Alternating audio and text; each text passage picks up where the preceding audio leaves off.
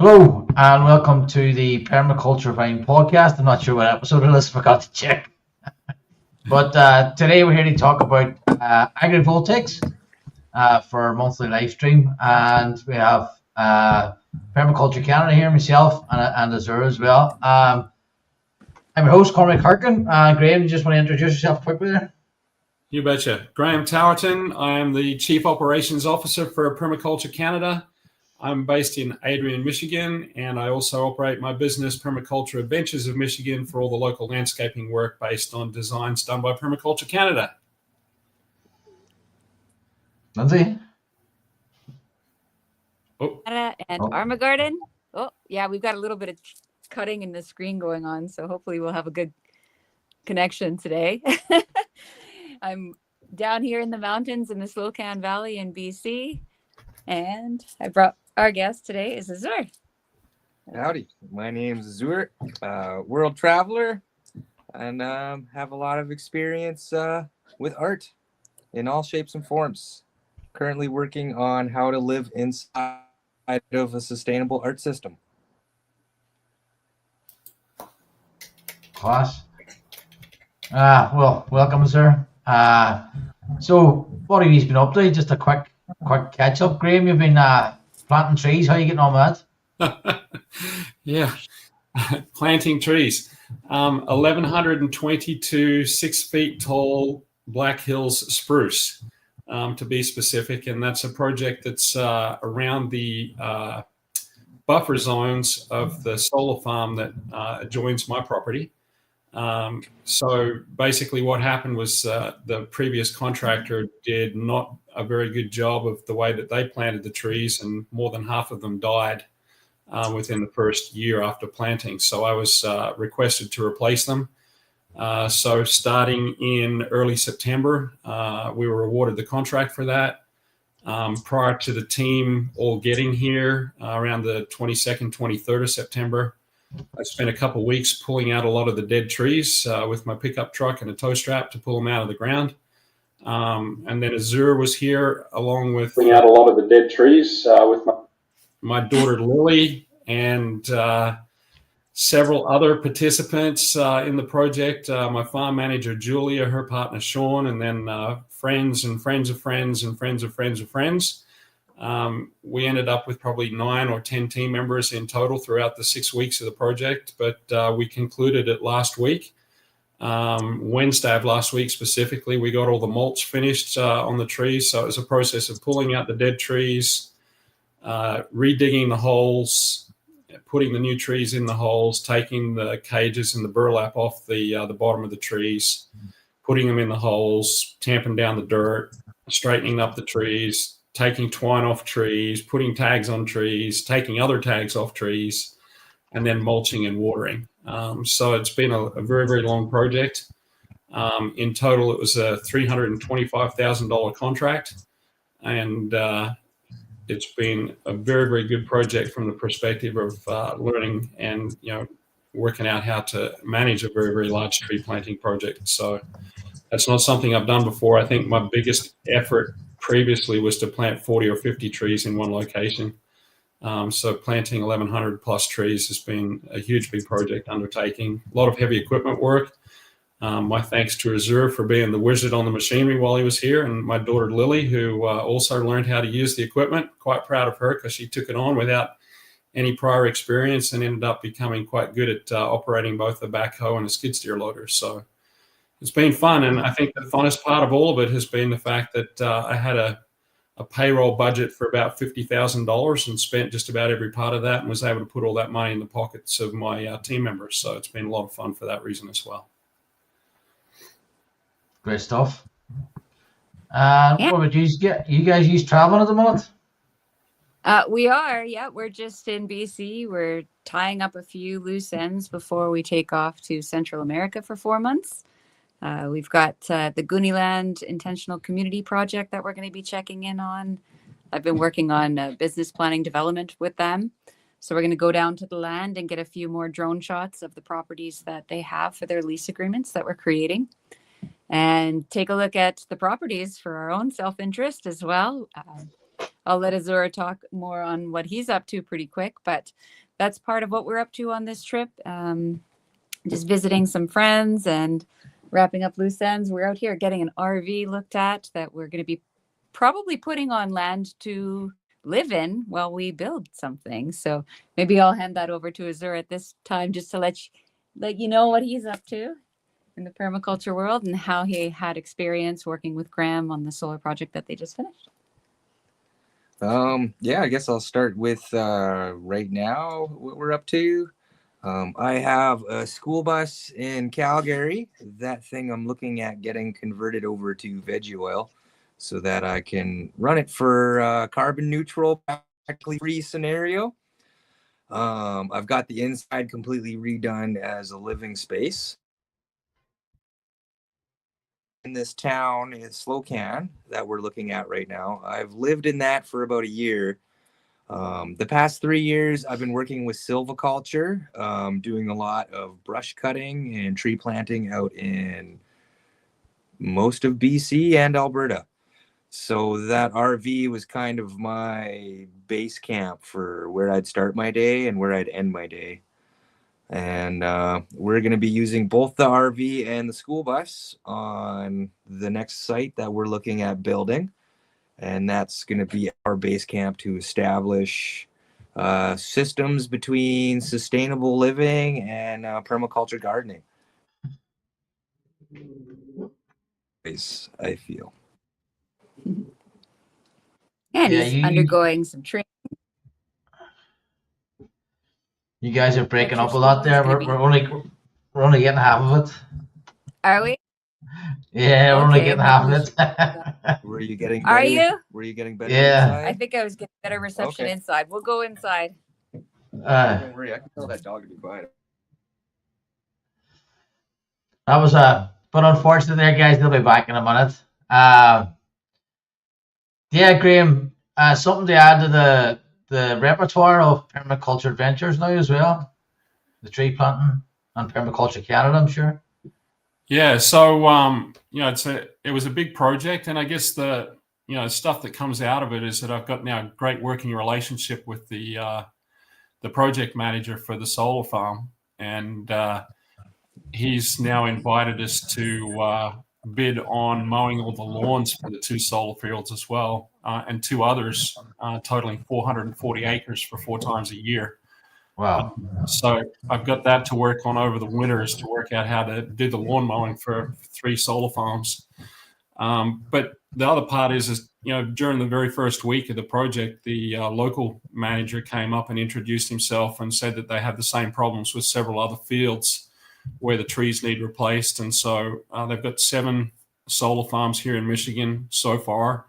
They got 2 more in construction fairly close by. So I feel like I've put a good step forward, with this project, and demonstrating good performance, with the team that we can now handle other projects and bid on them and have a chance of winning them. So, and then quite coincidentally, while we were working on this project, just right through the very last week, there was a gentleman came and visited the solar farm, and he's a solar farm advocate and helps them to manage their vegetation, and asked me if I wanted to be introduced to all the other companies that have got solar farms in the area as well. So I feel like we've got a reputation that we've established with this project because it's very visible right here next to the town. I went to a township board of directors meeting to talk about the project, and everybody was super excited with what had happened because of how bad the trees had been, with the ones that had died. So being so visible with probably, 1,000, 1,500 cars driving past on the highway in front of me every day, a lot of people get to see the work as it was being done, and that the news has spread. So I feel like we're in good shape now for being able to bid on other projects just because of the good work that was done by the team on this one. Class, nice one. Sorry guys, he's caught out there. Is there, do you want to continue where he left off there? We just mentioned that these were moving the 2 campers onto a piece of land. Yeah, so the RV, I've lived in that for the past few years. I got a wood stove in there, and I've been redoing the interior. We're going to be taking it out to a new site once we've established where and what we're doing there. And once the weather's actually easy to work with, because we're having snow in the next couple days, and then it's going to be hard to do much anything in this area until about April. But yeah, so he's got a school bus as well. We're going to have a school bus and RV to live in while we're potentially building an earthship out in Golden, BC. He's doing the Biotecture earthship training over the winter. So I think level 2 for that education is to actually have a live project. So it'll give us an opportunity to put the knowledge to use and potentially run a course while we do it. So building a first structure out in Golden. And 2 days ago, we were on a friend's property. Alec, they've set up their own micro hydro system. Everything electrically is self-sustainable there for pennies, surprisingly. Mm-hmm. And they also have an earthship out there that's unfinished. So I came in and I assessed where it was, and I'm going to look with the person who was building it, my friend Dustin, and see how feasible it is to continue the project and see where that's going to go. So I already have a few earthship projects lined up. It'd be nice just to get my house built first. Well, that's definitely a future podcast then on airships. Yeah. For a live, that would be great. Great stuff. Graham, do you want to kick off now on agrivoltaics? Yeah, love to. So first let's give a definition of what agrivoltaics is. So with you got a solar farm, that's the voltaic part generating electricity. And so agri is just incorporating agriculture within the solar farm itself. And then it's a case of what kind of agriculture can you do within a solar farm. And it really, in my opinion, depends on the design of the solar farm. So there have been some folks that have been fairly innovative in the way that they structure the panel arrays. Cormac, you, Lindsay, and I have all looked at the ones, I think, once before that were built in the Netherlands that were mounted, 30, 40 feet up in the air, which enabled heavy equipment like tractors and stuff to get in underneath and manage a farm in much the same way as you would ordinarily without the solar panels being there. And then there's newer technology for solar panels, which are more translucent and actually allows light to pass through so that vegetation underneath can benefit from it. If I just use the example of the solar farm that's right next to me, the panels are all mounted on north-south oriented rotating bars, and they rotate from east to west each day. Those bars are mounted about 5.5, 6 feet up off the ground. And so it doesn't really allow a lot of space underneath the panels for much of anything to grow. And then the other option is to put livestock into a solar farm and manage the vegetation that way. So again, it all depends on the design of the arrays and how high up off the ground they are as to what you can do underneath. But here in Michigan, most of them are fairly low, not very high up off the ground. And so that limits your ability to use livestock, because if you wanted to use goats, they'll try to climb up on the panels and they can do damage in that fashion. As it turns out, Michigan State University has literally written the book on agrivoltaics when it comes to grazing sheep on pasture within solar farms. And so that's a fairly good option because sheep don't tend to climb, at least just the woolly barbars, as we call them in Australia.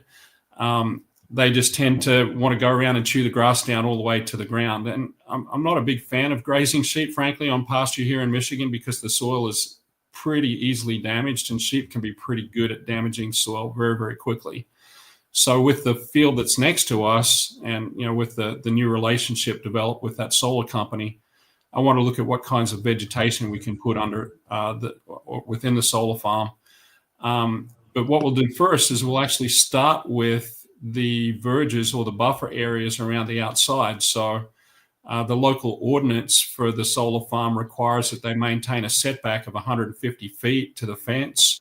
And so right along the main road that I mentioned that passes the solar farm, there's a 1/4 mile long strip, 150 foot wide, that's got nothing on it but pasture. And that's all outside of the fence of the solar farm. So and that continues around my place and then around the east side of the field. So there's a total of about probably 25 acres of buffer areas that don't have any panels on it. It's outside the field fence. And so this particular solar farm has started to give me access to that and has invited me to come up with ideas for what we can do for use of those buffers. And so we could do regenerative pasture management and graze livestock on that of any kind if we want to, for putting up the fences. Other ideas include putting in tree farms, because we know that they need a lot of trees, and so we could start to grow those and sell them back to the solar company once they reach maturity. All kinds of options for community gardens. They've already told me that they're quite willing to entertain that and having other people come onto the property and use it for community gardening space. And then there's, all of the things that I could do just with, other crops that I could grow if I have more space. So I've got raspberries and asparagus that I've planted on my 7 acres, and there are crops like that I could put out as well and gain further revenues if I wanted to. So again, definition of agrivoltaics is the incorporation of agriculture into a solar farm. I guess you could say into a wind turbine farm as well, because that's voltage as well. And then it's really a case of the design of the farm, which determines what options you've got available for the agricultural aspects. Yeah, so on this past project, that was kind of highlighted, I think, in terms of why the project came our way and what needed to be done, right? So there was a failed implementation of a very poor windbreak, right? When you think about it, when we look at windbreaks in permaculture, we're looking at least 5 different species so that we have this density so that the wind is hitting it a certain way. And of course, this isn't commonly thought about in the shelter belts that we see today, right? It's more of that monoculture crop sort of scenario where they're like, let's pick this one tree, and then the implementation wasn't proper either. The trees weren't cared for. So then you were losing trees because they were planted in their binds and then they weren't accurately watered. But if you think about, the resiliency of what they've done by choosing one species right off the bat, you're going for a fail. Say there's just that one species of tree gets an airborne disease, you're going to annihilate your entire farm.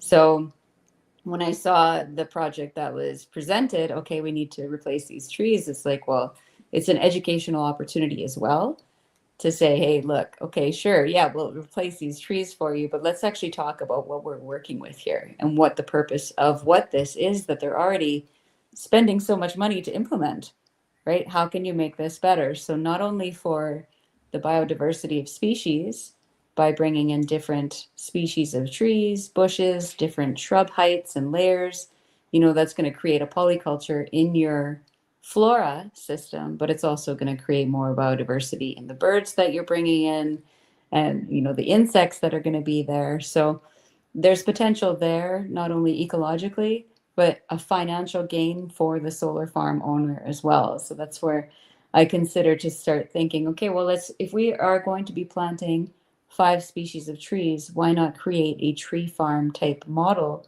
that you can then get yields from? So yes, you can keep that buffer there, but then you can also propagate from those trees to have excess of trees. Whether or not that's something that this solar farm wants to manage on their own is, up for discussion, but to think about, well, other ways of giving back from this tree farm. Maybe they don't need the money of the tree farm, but maybe somebody does. So it's an opportunity for you to create a tree farm, plan and design around as an eco buffer that can also feed the community, right? Because then maybe you're going to get plant sales out of this buffer zone that you can propagate from and share with the community as well. So I think there's a huge potential in these projects to be, working on a large scale to make a lot of change on a lot of different levels, right? For the community at large, for the species at hand. As we know, trees make rain, right? So that's going to also increase the, precipitation of the environment and so on. So yeah, I just see a lot of really good potential with these. Of course, you talked about the grazing aspect, about animal integration. That's one thing, but there's also, different shapes of solar farms. I know we're looking at projects in Zambia right now that have circular tubes, right? They're tubes and they don't start till they're 6 feet off the ground and they're turning and they're following the sun, right? So it's really interesting to see how these different solar farm models present different opportunities based on what they look like and how the solar farm itself is constructed. Any thoughts on your experience working around the solar farm? Working with the trees, what you saw? Well, the space from the highway to the buffer of the fence, like there's only the bare minimum that's happening right now as far as that buffer zone goes. There's just a lot of space there to play with. That's not necessarily getting in the way of any of the solar farm operation. A lot Absolutely. of what a lot of what you were saying about that food, like if ponderosa pine mixed with that Korean pine, that would start creating a delicious nut scenario 25 years down the road. Pine nuts for pesto, my favorite. Right? Yeah, as far as that local area goes, is there much for community gardening? Because there is a big old strip right there, and it's so close to town. Yeah, and there's not anything else. We didn't really get a chance to spend a lot of time driving, around the outsides of the town. There's another permaculture farm that's actually at the Dominican Sisters, right next to Siena Heights University, and it's about 7 or 8 acres, I believe. But they have largely just used it for production of food for the Dominican Sisters and to provide them for something to do in their retirement after being nuns in service. And so there's not a lot of public access to it, and it really was a bit of a chore for me just to get in and go even see it. So in terms of actual community gardens where people can go in, see it, touch it, taste it, feel it, smell it, and play with it and do their own thing, we don't have anything like that here in Adrian. And certainly I don't think there's much of anything except maybe up in Ann Arbor, and there's certainly some in Detroit, which is over an hour and a half away. So I'd really like to see that model developed. And given that the solar farm here at least is quite amenable to the idea, they just said they just don't want anybody inside the fence. And so they just want to manage their liability for not having people get hurt.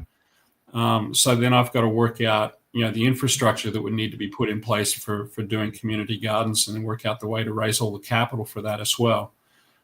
Water being the first thing, because there's no water on that property. As you can recall, we had to bring in a frac tank for the water. So then it's really a case of, working out the water, the access, the structures, the things that we all do in permaculture as the mainframe design. And that buffer strip that's along that highway, again, the visibility of that, if we could turn it into community gardens, I think it's just going to be a magnet for people wanting to come and do that kind of work on this property. And then it's very accessible to the market. As you realize, it's like, 5-10 minutes drive to downtown Adrian. And then, there's all kinds of places that we could put the food into restaurants if we wanted to, or, it's not far to get to Detroit or Ann Arbor if we wanted to look for a bigger market. So I think it's a great location, this one. And, as you said, there's not much on there right now. So the only stuff that's there, and I just wanted to mention, I guess, more about the solar farm ordinance that drives this type of behavior of doing it wrong in the first place. The township that created the ordinance basically told the solar farm that they have to manage the vegetation and keep it under 12 inches in height all year round. And so the solar farm, in my opinion, when they took over the property from the farmer who'd been managing it under a traditional corn, soybean, and wheat rotation for who knows how many decades, the first thing they came in and did was to cover crop it. And they cover cropped it with a whole heap of perennial grasses and clovers. And I thought that was really quite innovative, I guess, compared to what I've seen done elsewhere. And within the first year, that had taken over, and we had some of the purple clovers getting 2 feet deep and nearly 3 feet deep with their growth. That got them in trouble with the city and the township because the vegetation was too deep according to the ordinance. So the first part of my work is going to be to go visit with the township. And I mentioned that board of directors meeting that I went to. I floated the idea across them of, changing the ordinance so that we don't have this, 12 inches in height maximum as a vegetation constraint, because then we can start to put in other things that are going to provide us with benefits. let the clovers grow deep. The comment that I made to the board of directors and the public that was there was that when they did the final mowing that was required, and that was happening right as we're doing the planting, they came and did the mowing. The monarch butterflies were all over that property all through September, and not just monarchs, but swallowtails and all kinds of other different insects, butterflies. And as soon as the mowing took place, they're all gone because the food went with the mowing. And so when I mentioned that at the township meeting, there were a few gasps of awe from the people who really care about things like that. And so they very quickly understood that their ordinance was causing the problem, and so we'll get that changed. I've got no doubt we can get that done. It's a simple thing to change. You've got a few folks on the board that were just concerned about our good friends, the Canadian thistles that are all over this part of the world. They want to keep that managed because it's an invasive weed in this part.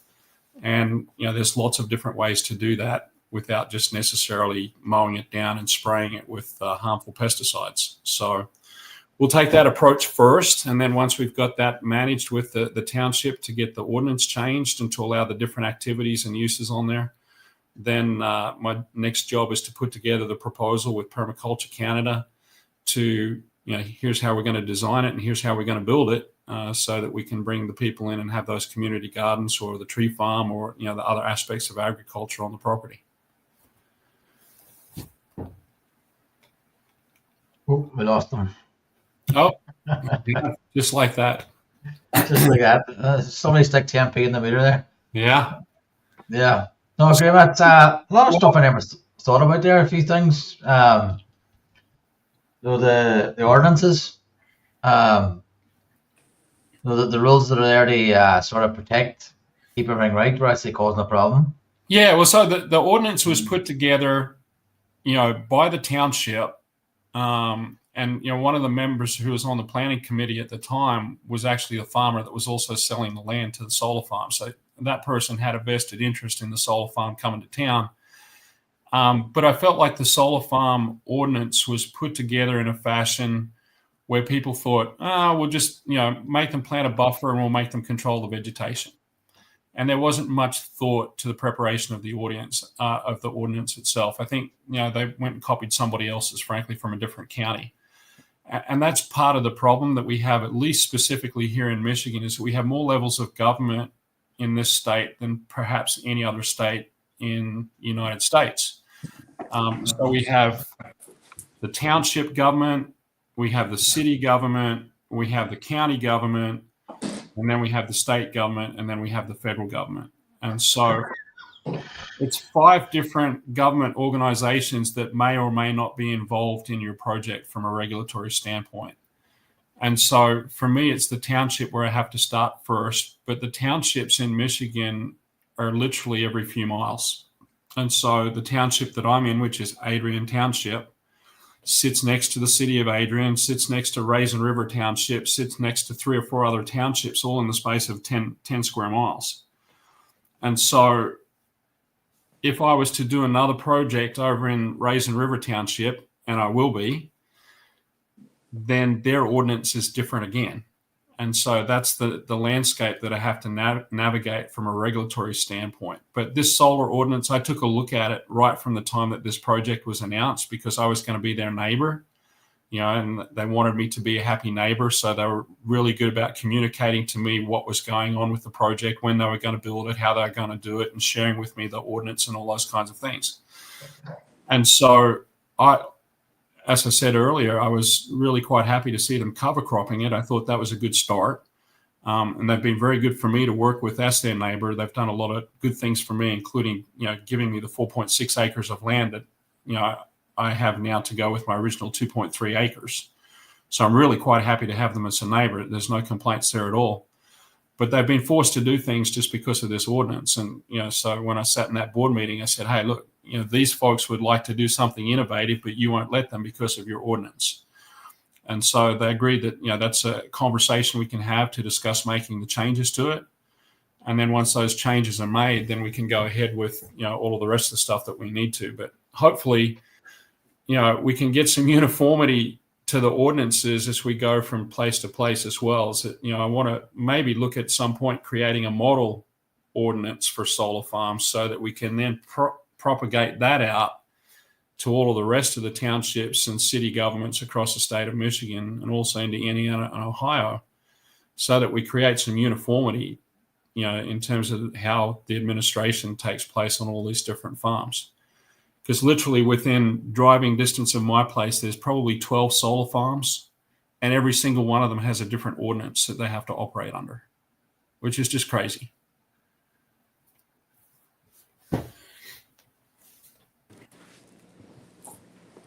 Well, one thing I find in these kind of scenarios is just a lack of education.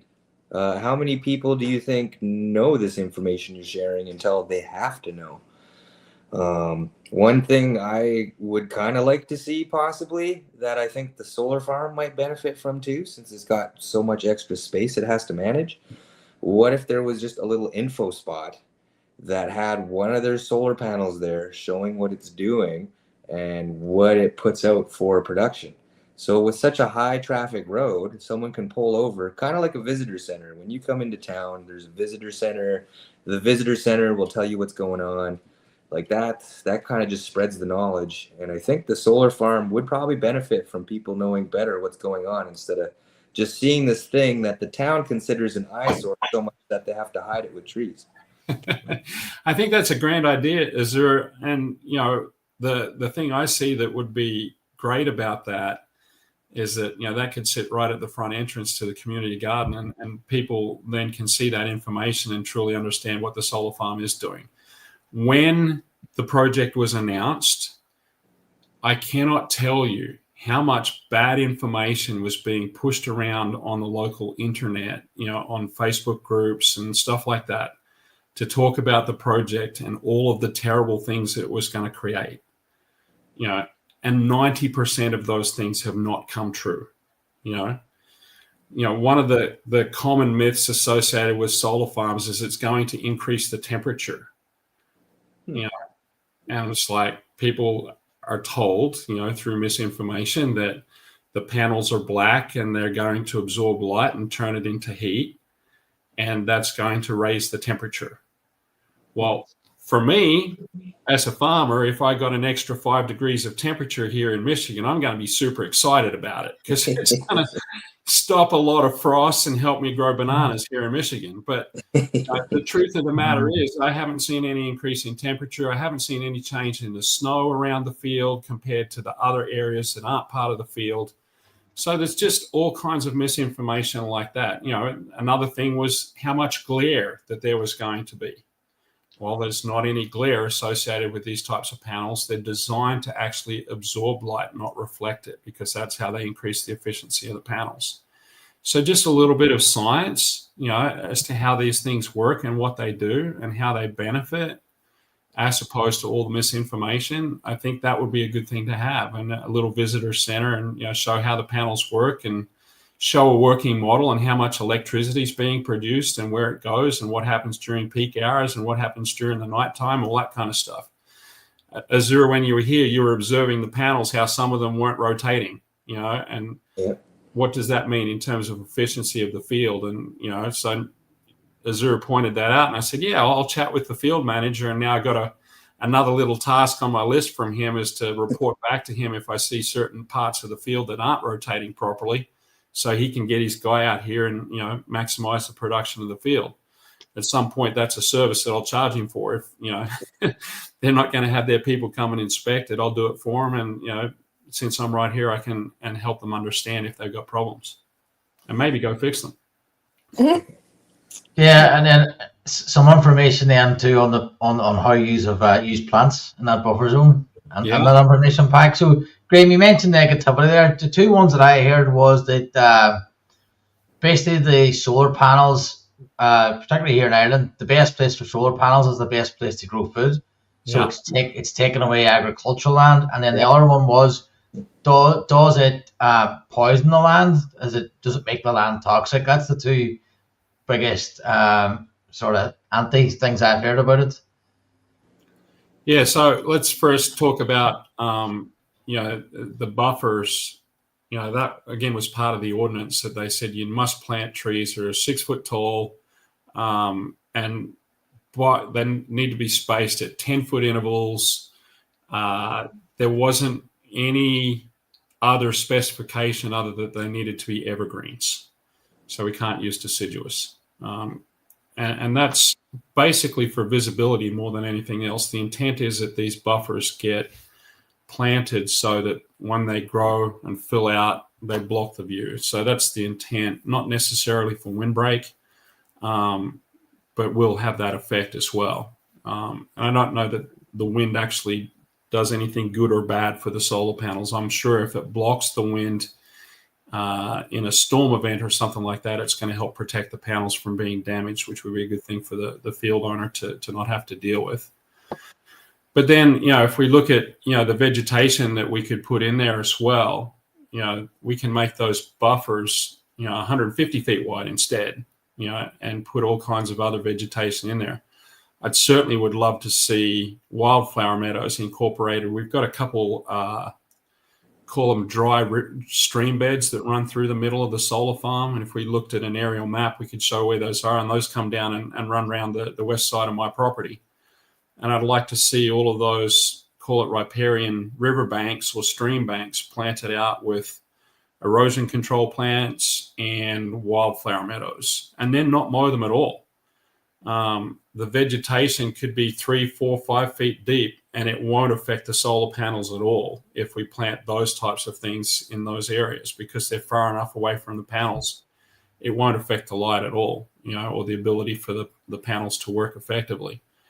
The tree farm folks, the solar farm folks have told me that their only requirement for vegetation is that whatever we plant, if it reaches a maximum height of X, that we plant it no closer than 3X away from the nearest panel. And so if we had a tree that was going to reach 20 feet in height, then we need to plant it 60 feet away from the panels so that they don't have any risk of light impacting the panels. But that's only on the east side of the field to stop any early morning sunlight from hitting the panels when they're rotated fully to the east, and on the west side of the panel for the same reason in the afternoons. On the north and south sides, they don't care because they're not absorbing light from the south in the wintertime because of the rotation of these panels. And so, I think that buffer zone, that Azura described, that runs along the highway, 150 feet deep, quarter mile long, we plant the tar out of that with everything that we can and turn it into paradise. I'm going to play devil's advocate here because somebody's got to do it. Because I have met a lot of people, like when we were in Kansas last year, of course. When we talk about the scale and the size of these farms, some of them are immense. So when it comes to affecting weather patterns and the heat that they're accumulating, that can be very real in Tornado Alley and can be very destructive. So talking to people there about solar, that was a big concern for people in Kansas. Is like they were kilometers and kilometers long, these massive projects. And then when a tornado does rip through there, it throws these solar farms into shards all over their property, right? Good point. So, yeah, so I've seen that aspect of things. And I'm just throwing this down just to equalize and dualize the conversation, because of course there's two sides to every story. And, taking a look at the scale of these solar farms and their proximity to watersheds and things like that is also something that hasn't, right? So we have the opportunity to redesign. Well, where is an acceptable, if acceptable is something, where is that? What does that look like? And then the mitigation techniques will probably be dependent on those geographies as well. So just planting that in there. And then also we've had contact with people that were very strongly against solar farm activities in the past. That we had that conversation with that friend of yours, didn't we? Yeah. Yes. And she is very active in being the halfway point between the average farmer and the legal side of these big solar projects before they're implemented. There is usually, well, I guess it depends on where you are, a process where the community is told, this is going to happen, and they have an opportunity to create input. Sadly, the work that she was doing is kind of highlighted the fact that the language of this sort of meeting between, the big conglomerates and the actual farmer is so difficult to understand. It's not written in a way that a layman can understand. And here in Canada, some of the farmers' lands is being, they're signing off on their own land without realizing it. So there's a ton of these layers, these social structure layers that I just wanted to poke, the bear at. Yeah, those are some good points. And, Cormac, back to your question about toxicity, is there any? People are concerned about, rainfall falling on the panels, picking up contaminants, and that washes into the, local watershed.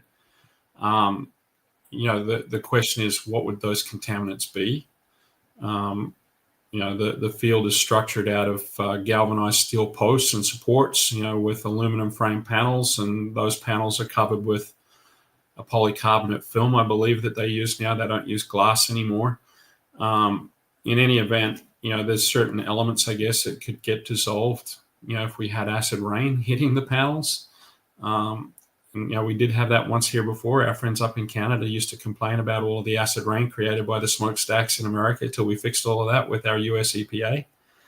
In any event, the solution to that particular problem is to test water, literally, and see what is happening. I know that there's a lot of baseline stream monitoring that takes place in this part of the world. There's, local county conservation district takes samples, and I've seen them out sampling the creek right next to me to know that they're active with that type of activity. And then I can go to them and ask them, what did they find? And then as a former water treatment engineer, I can start to guide their testing so that, they look for the right things. And for me personally, and I'll throw another sort of devil's advocate question back at you. It's like, do I put up with the toxicity from the solar farm, or do I keep the neighboring farmer that was spraying glyphosate 3 times a year and then putting all kinds of liquid manures out onto the property and spraying with other herbicides and pesticides, 2, 3, 4 times a year? I know what I prefer to have. I feel like the vegetation, can be a good solution to any toxicity risk, because we can plant the right things that can absorb any of this metallic toxicity that might be present from the different elements on the solar farm. And I know, Lindsay, you've got a good range of knowledge attached to using hemp for soil remediation. So that's the kind of thing that we could potentially do. Inside the field, it's got the right size fence that we could actually grow licensed hemp here in Michigan if we wanted to. And so that's the type of stuff that, we could do to mitigate a potential risk associated with toxicity. Or, we could turn it back into farmland and put up with all the other toxins that were being sprayed. And that kind of goes back to your other question, Cormac, about, taking up farmland. No doubt in my mind, here in Michigan, Indiana, Ohio, as I drive around, the farmland is what's disappearing. And it's disappearing under 2 things. It's disappearing under urban sprawl, and it's disappearing under solar farms. No doubt in my mind. 10 years ago, you couldn't see a solar farm anywhere here within southern Michigan at all. And now we've got literally thousands and thousands and thousands of acres of solar farms. I mean, the 3 that I'm being potentially asked to mow add up to 440 acres for 3 fields. But just south of here, there's one in Indiana. I know that it takes like 3 miles to drive around the side of it because it's so big. It's, probably 1,900 acres by itself, occupies 3 sections of land. And so that's good quality farmland that, frankly, the price of farmland is continuing to go up, making it harder and harder for the average person to access land for farming purposes. Just that quarter section of land around me, 160 acres, sold for probably $2.5 million back in the day that it transacted between the prior owners and the farmer before the solar field. I don't know what the solar field paid for it. They probably didn't care because they needed to have land, and they would have bought the neighboring farm just as quickly if they wanted to. And you've got another situation, I guess, that's occurring that's driving all of this, is that you've got a lot of aging farmers in America that are looking to try to find an effective way to cash out of the assets that they've got. When Lindsay and I attended the Acres Conference last year in Wisconsin, I think it was Joel Salatin or maybe Gabe Brown talked about the age of the average American farmer being in the high 60s, low 70s typically in age. But another thing that's a problem is in this country, we still have a death tax. And if you have a certain asset value, then you've got to pay taxes when you transact those assets to your heirs. So let's say you're a farmer that's got 1,000 acres of land that you purchased for $20 an acre 4 generations ago. And now all of a sudden it's worth $20,000 an acre. Well, now you've got a property that adds up to, $20 million. And that's over the threshold where death taxes kick in. So the heirs would need to pay that death tax in order to maintain ownership of the property that's been in their family for generations. So that's a real problem. And so I think a lot of the farmers are taking the approach of saying, hey, look, I've got this opportunity to sell my land and cash out and capitalize on the assets that I've sat on for a long time. And if you're a farmer and you sell your land for $20,000, $30,000 an acre, that can turn into a very, very large sum of money. And still there's a death tax, but, there's the cash available to pay it. So I think there's a number of factors that are driving the production of these solar farms, but the biggest driving factor for them is the federal government tax credit that's existed at 30%. So if somebody spends $100 million to develop a solar farm, they've got a $30 million tax credit that they can use to offset income tax from other ventures. And so the company that owns the solar farm next to me and the 7 or 8 others here in Michigan and the 2 more under construction is actually one of the largest private equity firms in America. And I've got no doubt that they're building them in order to offset their income taxes from their private equity firm. And that's probably the only reason that they're investing. Something that I'm kind of thinking here, since you guys were playing devil's advocate, I'm not playing devil's advocate. Although I want to look at the big picture. This isn't something I think our culture or our society has really put too much consideration into. Although your solar farm is creating electricity for what? Where is it getting sent to? How many kilometers far away is this electricity going to? Is it powering Detroit? Is this thing going hundreds of kilometers away for what it's powering? No, it's all going into the local grid, Azura, just to clear that up really quickly. Just on the north side of the field, you saw where the transformer station was there just inside the gate.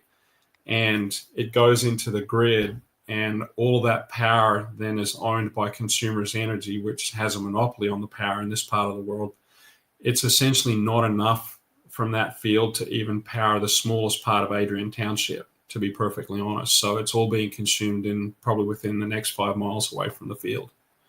Because this also comes to the farming that you were talking about, your glyphosate spraying friends. They're producing farm crops to feed people how far away? This just kind of comes back to maybe when someone buys some property, because if you're going to have a death tax on your property moving over, maybe when you buy this property, you have to consider the electricity you can generate for yourself, the food you can generate for yourself. Like a lot of Adrian there, it's a sprawled out town. If each one of these people took on an amount of solar farm themselves, they could maybe power their own area. If they took on just a little bit of a garden at each one of those houses, they could subsidize a good portion of what they're eating in their life. Like a lot of what we're doing is created these complicated, elongated systems that just kind of exacerbate themselves in a long period of time because we're not just feeding ourselves in a perpetual small system. We've created this thing that's now a global scale that we've noticed in the past 5 years can shut down completely if it doesn't work. Completely.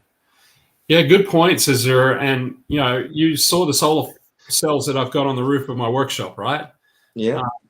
So those generate about 95% of my demand for electricity. And that's not very much space of your property. No, and it's sitting on a roof that I wouldn't otherwise be using, right? So, that's occupying, maybe 200 square feet of the roof at most. And so that's not a big area loss for me, and it's certainly not impacting agriculture because it's not sitting on top of the ground or anything. It's on a roof. So there's that. There's two types of solar. There's centralized solar, like the farm right next to me, and there's distributed solar, which is what I've got sitting on my barn. And I'm a really, really big fan of distributive solar. Like you said, if everybody took the responsibility to generate some of their own electricity, I think there'd be a lot more community resilience, especially if it was all grid connected, as mine is. Or they could have battery backup and then be completely self-sufficient, for their own power generation and storage and demand management. We've got a partner that specializes in that with the Grid Down folks, Lindsay, that are out in Kansas. So, we've got that kind of mentality of building or letting, other companies and other organizations do that for us, and then we get to pay the privilege of using what they generate. As I mentioned, Consumers Energy has somewhat of a monopoly in this area. Electricity is not cheap, and putting in a solar farm to generate more didn't make it any cheaper, and it should have. My logic is if somebody's invested that money to generate more electricity in my local area, that means the supply's gone up and the price should go down accordingly. It didn't. It went up. And that's, I think the unfortunate problem of having still in the United States localized monopolies on electricity and gas distribution, which I think is something that needs to be fixed separately. Going back to the comment about food and taking up farmland, you asked or made the comment about the farmers that spraying the glyphosate and what are they growing as food. I also want to throw back a little bit. The corn that's being produced in the United States, 97% of it is now genetically modified corn and is not used for human consumption. We have, I think, about 100 million acres of corn production every year, and I think there's about 1 million acres is actually for human food consumption in the form of sweet corn, and all the rest of it goes into animal feed and ethanol production for making gasoline additives.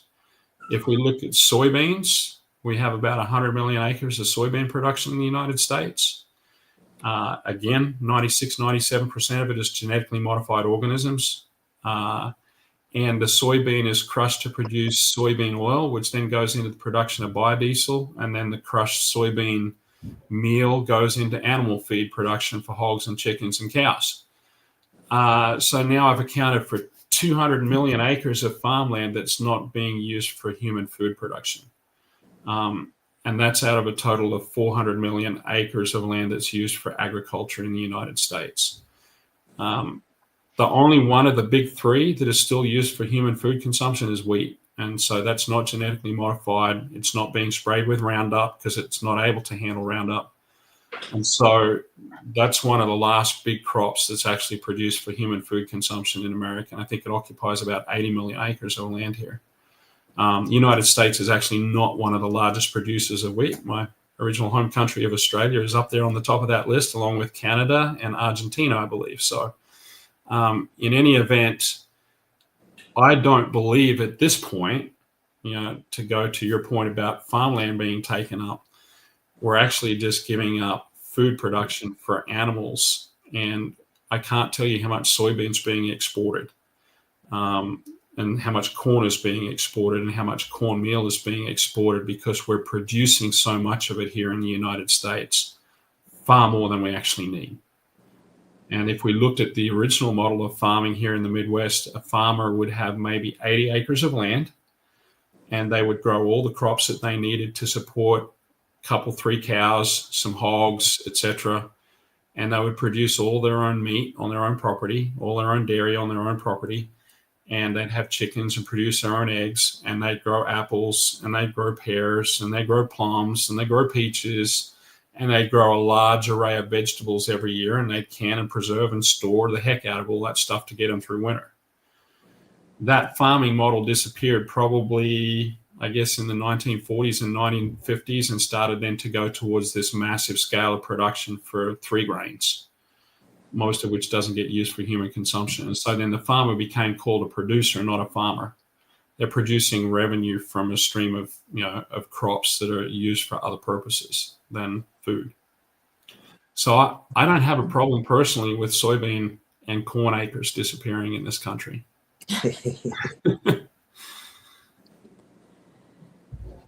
Well, I guess on that side of things, as far as infrastructure goes, what do you think is the biggest reason people are leaving rural areas and getting sucked into cities?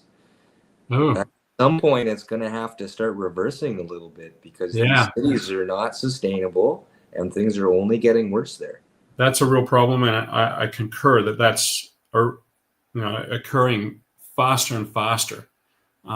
You drive through the Midwest here, and you can go from town to town and see buildings boarded up because there's no purpose for them anymore. Homes boarded up, especially on what used to be small farms. And so, yeah, people are moving to the city. And I think the number one reason is for two things: work and education.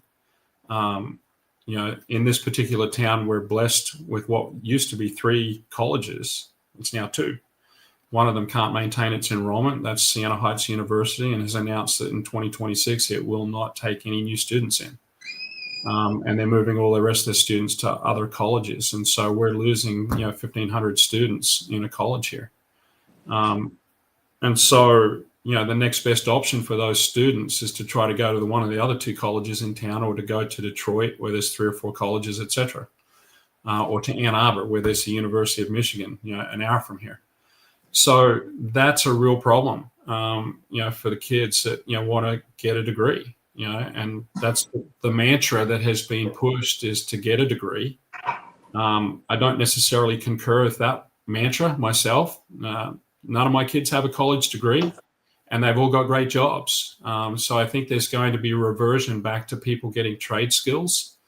Some of the highest paying jobs right now are for electricians and plumbers and welders and car mechanics. I've got a car mechanic as a son, and he gets billed out at $165 an hour by the dealership that he works at. That's an example. So those are the 2 things that I think drive people to the cities, is work and education. And both of those are severely lacking in small towns in rural America, and I'm sure in Canada and pretty much any other country. I think that's the reason that urbanization is occurring. Yeah, I think it's always things like that. It's always incentive.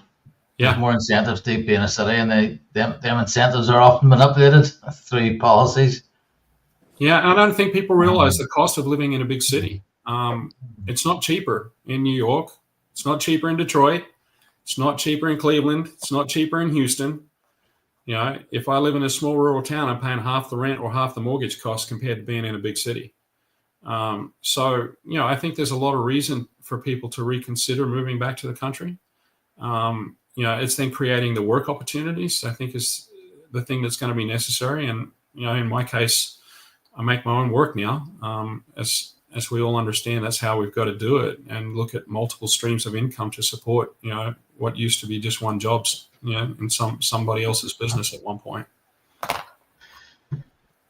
Have we lost Lindsay and Azure there? Are they still? I think they're very still. Very still. I've got them spellbound, Cormac. Yes. Great. That was excellent.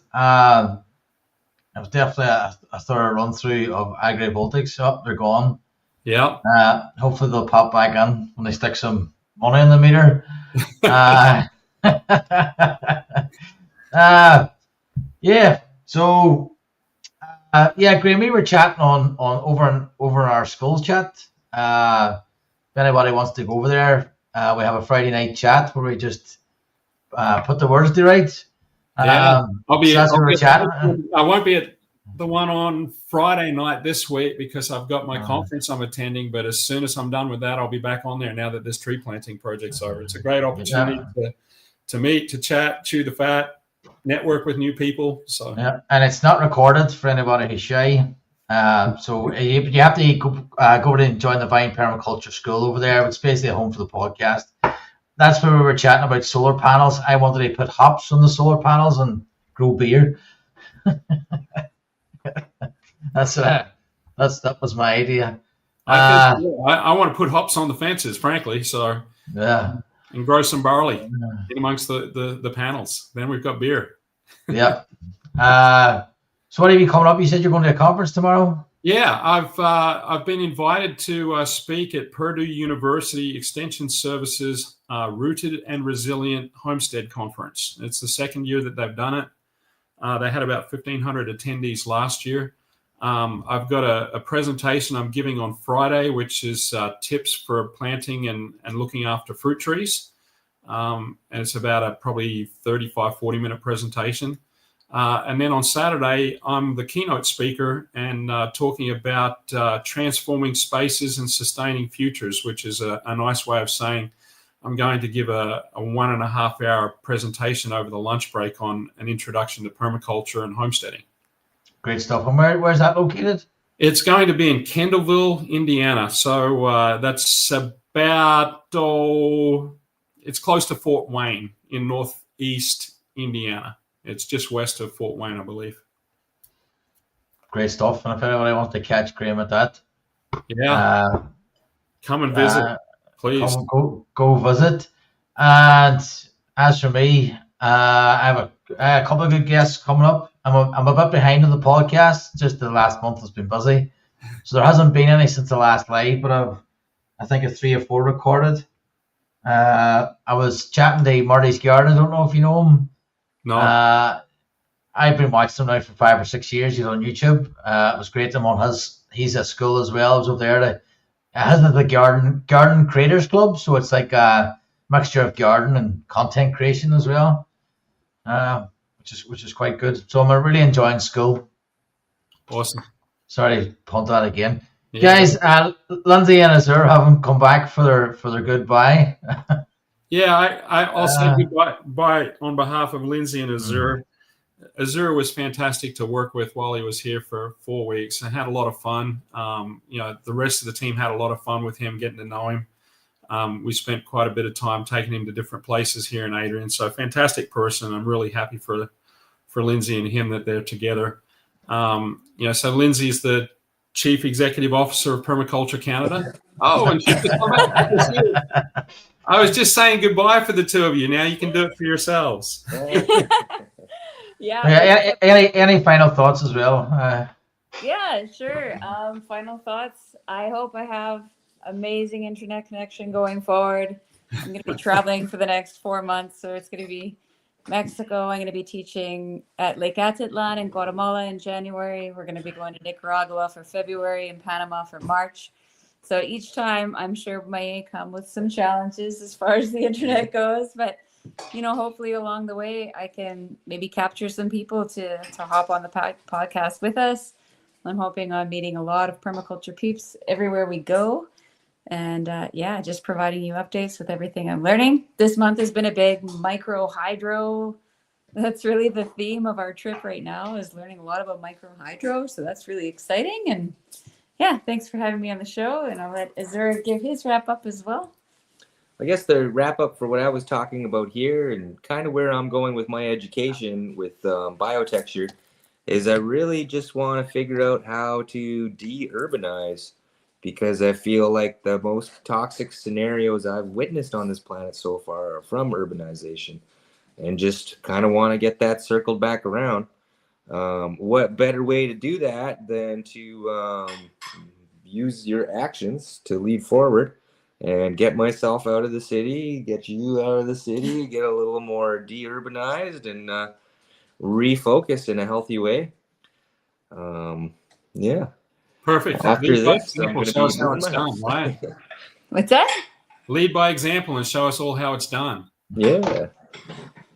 Yeah, maybe I'll find a little satellite hat that I can put on so we can tell you what's happening everywhere we go. Beautiful. Yeah, great stuff. Guys, thank you very much. And that's been the Permaculture Vine podcast. And I'll hopefully see you next week. Okay. Get back together and get some editing done. Cheers. Thanks, mate.